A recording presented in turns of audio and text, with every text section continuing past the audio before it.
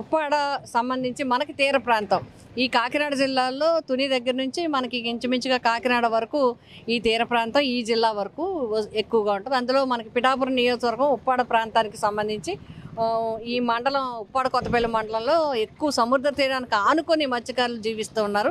ఇప్పటికే చాలా తుఫాన్ల వల్ల లేకపోతే అమావాస్య పౌర్ణానికి కూడా కొట్టుకుపోతూ ఉన్నాయి. ఇప్పుడు పరిస్థితి చూస్తే కలెక్టర్ గారిని కూడా అన్నీ అడిగి తెలుసుకోవడం జరిగింది. మరి క్యాంపులు కూడా పెట్టడం జరిగింది. వారికి సాయంకాలం నుంచి భోజన ఏర్పాట్లు అన్ని రకాల ఏర్పాట్లు చేస్తాను. ఇప్పుడు మేము కూడా ఉప్పాడ గ్రామంలో 5 గ్రామాలు ఉన్నాయి. ఈ ఉప్పాడ పంచాయతీకి సంబంధించి సుబ్బంపేట, కొత్తపట్నం, అదేవిధంగా పల్లిపేట అంటారు, అది సోరాడపేట, మాయాపట్నం, రంగంపేట, అమీనాబాద్, గొంగోలుపేట, ఇలా అన్ని, ఇంకా కోనపాపేట గ్రామస్తులతోని అదేవిధంగా అక్కడ ఉండే నాయకులు అందరితో కూడా మాట్లాడడం జరిగింది.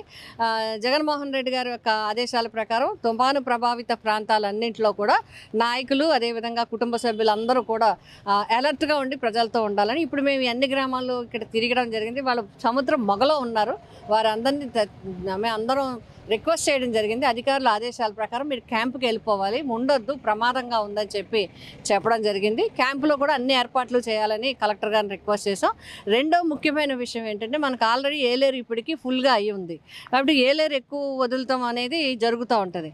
కాబట్టి దానివల్ల ఇంకా ముంపు ప్రాంతం ఎట్లా అంటే తుఫాన్ ప్రభావం దీనికున్న ఇప్పుడు మనకి కొత్తపల్లి, గొల్లప్రోలు, అదేవిధంగా పిఠాపురం శివారు ప్రాంతం కాబట్టి మన ప్రాంత రైతాంగానికి కూడా ముంపుకు ప్రభావితం అయ్యే పరిస్థితులు ఉంటాయి. కాబట్టి దాని మీద కూడా ఇరిగేషన్ శాఖలు అందరూ కూడా శ్రద్ధగా తీసుకోవాల్సిన అవసరం ఉంది. ఎందుకంటే ఒక 2 డేస్ వాళ్ళు చెప్పిన ప్రకారం అయితే 2 డేస్ సముద్రం తన్ని పెట్టి ఉంటుంది, నీరు కూడా వెళ్ళే పరిస్థితి ఉండదు.